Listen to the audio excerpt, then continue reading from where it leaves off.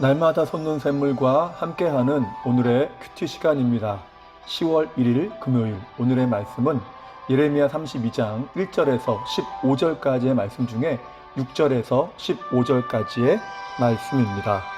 예레미야가 이르되 여호와의 말씀이 내게 임하였느니라. 이르시기를 보라, 내 숙부 살룸의 아들 하나멜이 내게 와서 말하기를 너는 아나돗에 있는 내 밭을 사라. 이 기업을 물을 권리가 내게 있느니라 하리라 하시더니 여호와의 말씀과 같이 나의 숙부의 아들 하나멜이 시위대 뜰한 나에게 와서 이르되 청하노니 너는 베냐민 땅 아나돗에 있는 나의 밭을 사라. 기업의 상속권이 내게 있고 물의 권리가 내게 있으니 너를 위하여 사라. 하는지라.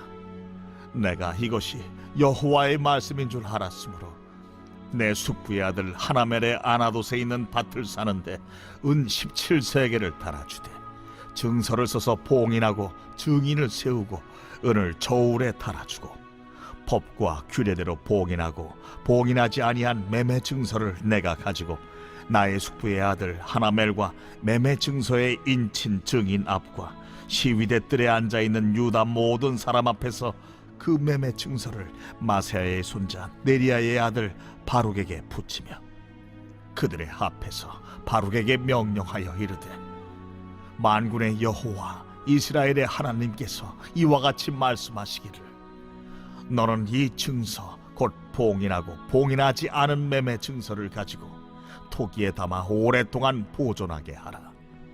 만군의 여호와 이스라엘의 하나님께서 이와 같이 말씀하시니라.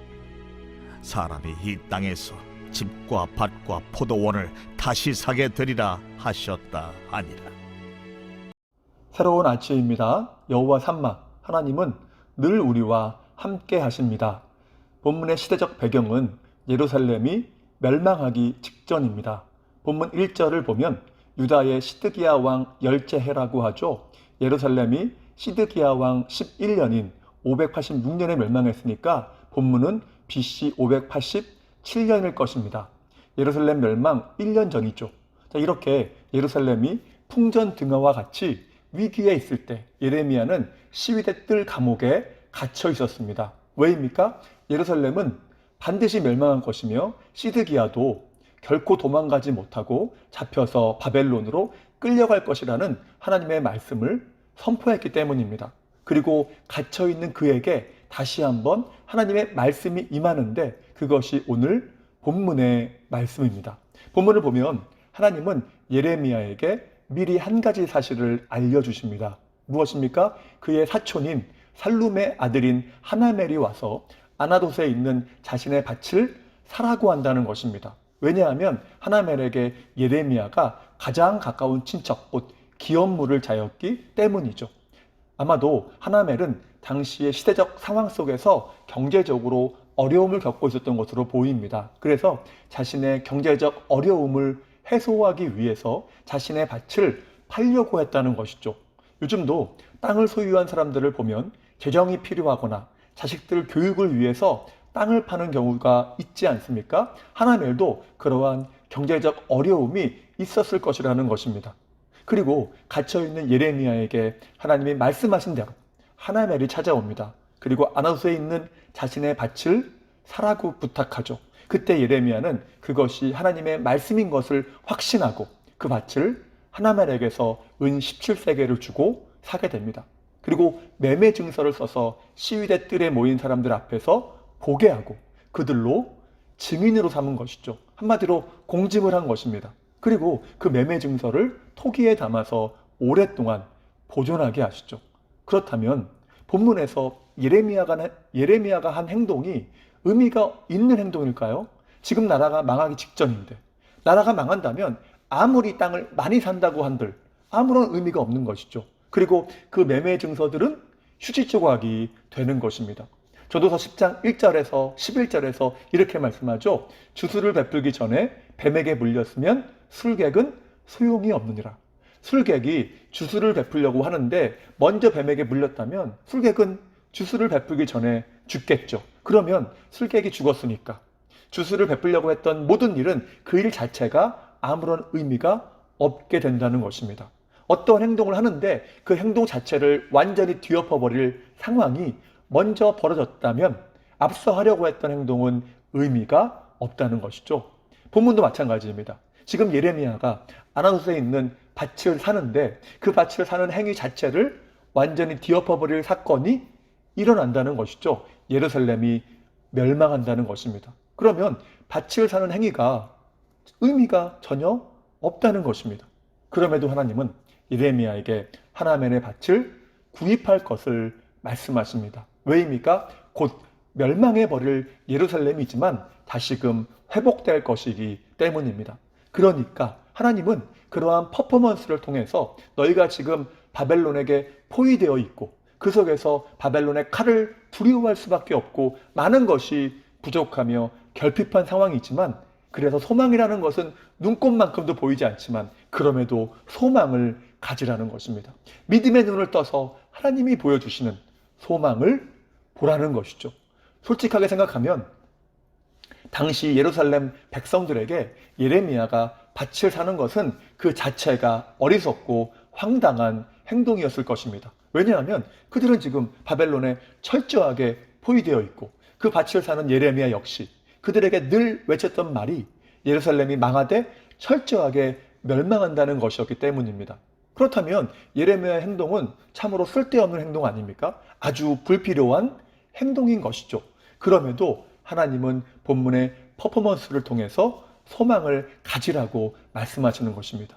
하나님의 백성은 절망적인 상황을 만날 수 있지만 결코 거기에 갇혀 있지는 말라는 것이죠. 물론 본문의 상황처럼 그 시련과 고난이 하나님의 징계일 수도 있고 또 하나의 연단일 수도 있습니다. 그러나 분명한 것은 하나님의 본래 목적은 징계 또는 연단 그 자체에 있지 않다는 것이죠.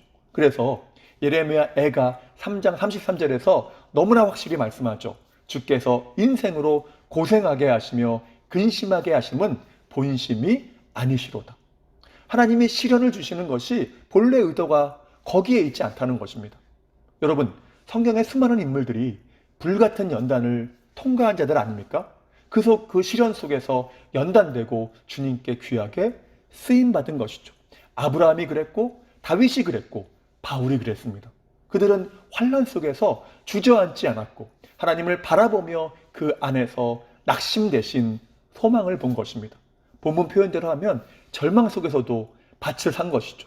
세상 사람들이 보기에는 쓸데없는 행동이지만 그것이 믿음이기 때문에 그렇게 한 것입니다. 왜입니까? 하나님께서 다시금 회복을 주시고 가장 선한 길로 인도하실 것을 믿었기 때문입니다.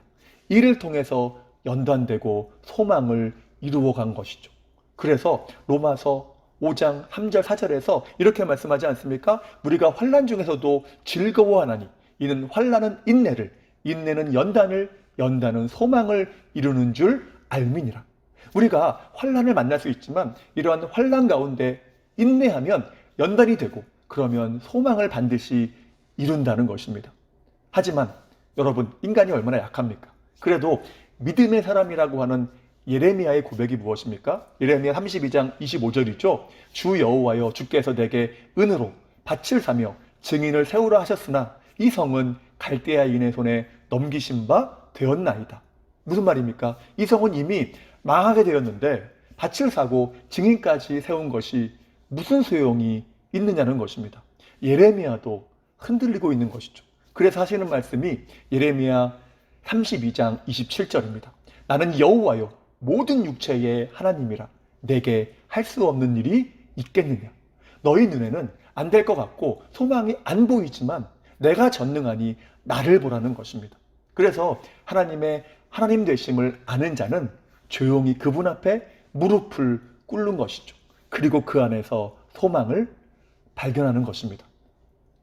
코로나라는 바벨론, 온갖 시련과 고통이라는 바벨론이 우리를 둘러싸고 있지만 그럼에도 너희는 밭을 사야 된다 말씀하시는 거죠.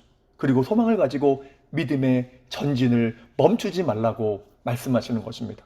사랑하는 성도 여러분, 십자가는 절망의 상징 아닙니까? 그러나 거기에는 항상 소망이 있습니다. 왜입니까? 우리 주님의 부활이 있기 때문입니다. 그래서 주님의 십자가를 붙드는 성도는 절망 중에도 낙심하지 않습니다. 낙심한다 해도 다시 일어나는 것이죠. 끊임없이 십자가를 붙들고 죄와 싸우고 시련과 고난을 인내하는 것입니다.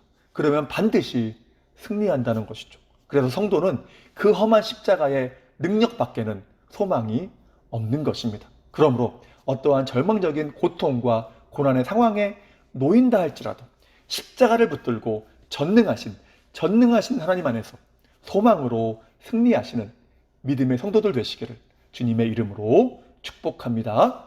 자, 그러면 다 같이 주기도문 하시고 주신 말씀 붙들고 간절하게 기도하도록 하겠습니다.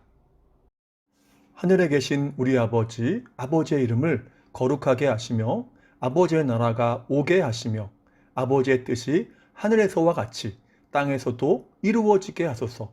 오늘 우리에게 일용할 양식을 주시고 우리가 우리에게 잘못한 사람을 용서하여 준 것 같이 우리 죄를 용서하여 주시고 우리를 시험에 빠지지 않게 하시고 악에서 구하소서. 나라와 권능과 영광이 영원히 아버지의 것입니다. 아멘.